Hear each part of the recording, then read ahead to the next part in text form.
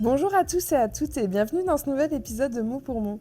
Aujourd'hui, on va parler d'un concept qui pourrait bien révolutionner vos journées, le Miracle Morning. Est-ce que vous vous êtes déjà demandé pourquoi certains se lèvent avec une énergie de dingue, prêts à conquérir le monde, tandis que nous, on est là, on galère à sortir de notre lit? Et bien aujourd'hui, on va explorer comment une simple routine matinale peut transformer votre état d'esprit et booster votre productivité pour toute la journée. Inspiré du livre de Hal Herold, le Miracle Morning il va nous enseigner que le secret d'une journée réussie, ça commence dès notre réveil. Et en intégrant des rituels simples, mais puissants dans notre matinée, on peut passer de « je ne sais pas comment je vais faire face à cette journée » à « je suis prêt à conquérir le monde ». Parlons de ce qu'on appelle le Miracle Morning. Si vous n'en avez jamais entendu parler, accrochez-vous, car ce Miracle Morning a quand même transformé la vie de milliers de personnes. Le concept du Miracle Morning créé par Hal Herold, il repose sur l'idée que commencer sa journée avec des activités spécifiques qu'on appelle les savers peuvent vous propulser vers le succès, un peu comme un super-héros qui va enfiler son costume avant d'aller sauver le monde.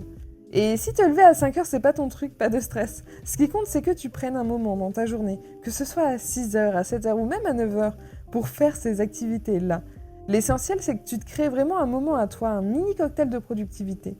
Que tu le fasses tôt le matin ou plus tard, l'important c'est que tu prennes du temps pour toi. Alors pas de pression pour le réveil à l'eau, on n'est pas dans un camp d'entraînement militaire. Choisis ce qui marche pour toi, adapte-le à ton rythme et tu verras que ta vie va bien changer. Alors quelles sont ces activités magiques que vous pouvez inclure dans votre matinée?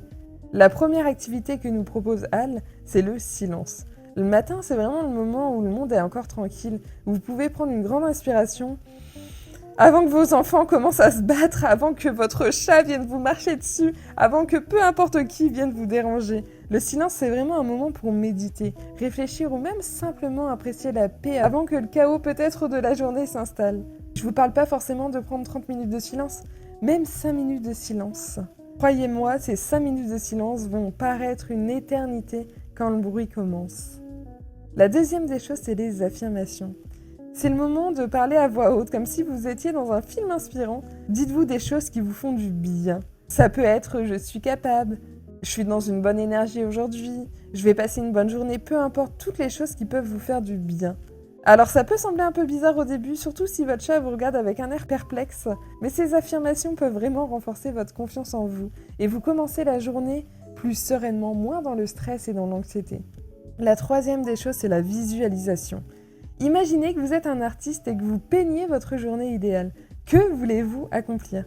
Visualiser vos objectifs, ça peut vraiment vous aider à rester motivé et à sortir aussi de votre lit. Mais attention à pas trop visualiser le moment où vous pourrez enfin déguster une pizza après une semaine de diète. Sinon, vous allez risquer de perdre toute votre concentration. La quatrième des choses, c'est l'exercice. Rien de tel qu'un peu d'exercice pour bien commencer la journée.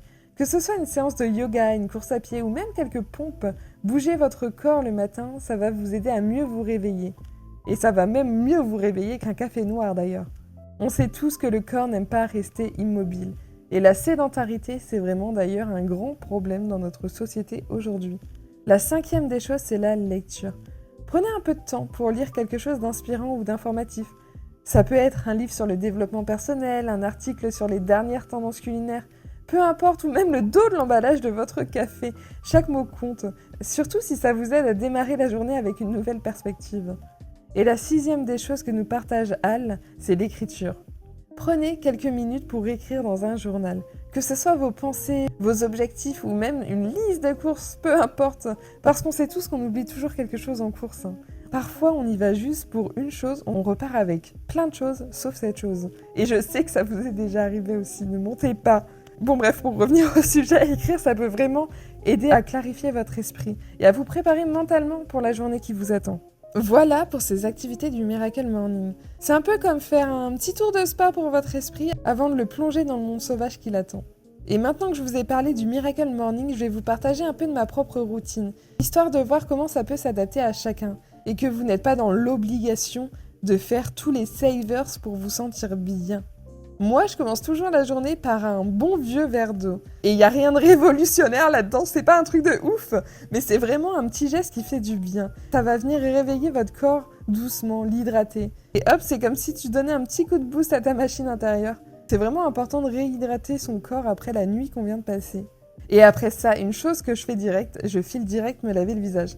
Alors peut-être que ça peut paraître bizarre, mais tant que je me suis pas éclaboussé un peu d'eau froide sur le visage, j'ai l'impression que ma journée n'a pas vraiment commencé. C'est comme si j'étais restée à la veille. J'ai besoin de ce rafraîchissement, un peu comme si on allait rafraîchir une page. J'en ai besoin pour me réactualiser et pour affronter cette nouvelle journée. Ensuite, je me fais un petit smoothie, parce que bon, si on veut que notre corps nous suive dans nos ambitions, faut bien lui donner un peu de carburant, non ? C'est ma manière à moi de démarrer en beauté et de prendre soin de moi dès le matin. Et une fois que j'ai fait tout ça, je me pose tranquillement pour lire. Je combine d'ailleurs la lecture avec mon moment justement de silence. Pendant 15 ou 20 minutes, c'est mon moment. Personne me dérange. Bon, c'est pas tout à fait vrai, j'avoue que parfois mon chat vient m'embêter un peu, mais c'est un détail. Je me plonge dans un bon vieux livre et c'est comme une méditation pour moi. Parce qu'une méditation, ça peut être ça aussi, c'est pas juste rester assis en tailleur et ne rien faire. Ça peut être ce genre de méditation. Méditation, c'est quelque chose qui te fait du bien à l'esprit, qui t'apaise l'esprit. Moi, c'est la lecture qui m'apaise l'esprit. Ça me calme, ça ressente mon esprit. Et pour les affirmations, j'ai trouvé un truc plutôt cool, une petite appli qui s'appelle I Am. Elle m'envoie des affirmations positives tout au long de la journée. Et franchement, ça fait du bien. Parce qu'on va pas se mentir, quand tu passes une journée de merde, recevoir une petite notification qui te dit « Je suis capable d'atteindre mes objectifs », ça fait quand même beaucoup de bien. Alors je me dis pas forcément des affirmations tous les matins, mais cette appli, elle me fait vraiment du bien au quotidien. Parce que pendant la journée, du coup, elle m'envoie des petites phrases. Et ça fait du bien. Pour la visualisation, j'ai un petit secret. J'ai un mur dans ma chambre où j'ai imprimé des photos de tout ce que j'aimerais atteindre dans ma vie. Donc forcément, il change de temps en temps. Ça peut être des endroits où je rêve de voyager, des projets pro, bref, tout ce qui peut me motiver. Et tous les matins, je le vois. Et ça me rappelle où je veux aller. Alors je vous conseille vraiment de vous faire un petit mur, un petit tableau, peu importe, même le fond d'écran de votre téléphone, de mettre des choses qui vous font du bien, de mettre vos rêves, de mettre vos objectifs. Ça va venir vous booster et vous rapprocher un peu plus chaque jour de vos rêves. Et pour l'exercice, alors je vais pas mentir, j'ai un peu lâché ces derniers temps. Mais je m'y remets tout doucement. Ce que j'adore par contre, c'est d'aller marcher. Alors c'est quand même de l'exercice, hein. Me perdre dans les rues en écoutant un podcast, ça pour moi c'est un vrai bonheur. Ça me fait vraiment beaucoup de bien d'aller me perdre dans des rues, de mettre mes écouteurs, d'écouter un podcast et de me vider la tête. En même temps, j'essaye de faire mes 10 000 pas. Bon, c'est pas tous les jours facile, mais voilà, on y arrive. Je voulais vous partager ma routine à moi pour vraiment vous montrer qu'on n'a pas besoin de suivre ce Miracle Morning à la lettre près. L'essentiel, c'est vraiment de nous adapter à ce qui nous fait du bien et d'y aller à notre propre rythme. Voilà pour cet épisode sur le Miracle Morning. Et vraiment, rappelez-vous qu'il ne s'agit pas de devenir un pro du yoga ou de se lever à 5h du matin comme un ninja. Il s'agit plutôt de trouver les rituels qui vous font du bien, qui vous parlent et qui vous aident au quotidien à passer de belles journées. Que vous choisissez de méditer, de faire quelques pompes, de dévorer votre livre, peu importe, l'important c'est vraiment d'établir une routine qui vous ressemble. Alors demain matin, quand votre réveil sonnera, demandez-vous, est-ce que je vais agir ou est-ce que je vais subir ? Et je parie que vous aurez la bonne réponse. Un grand merci à vous pour votre écoute et votre fidélité. C'est la fin de cet épisode.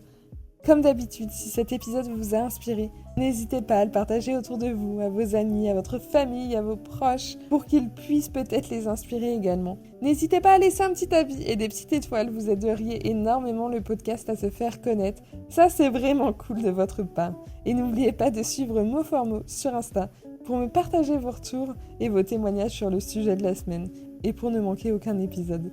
Je vous fais des bisous, prenez soin de vous, passez une belle semaine.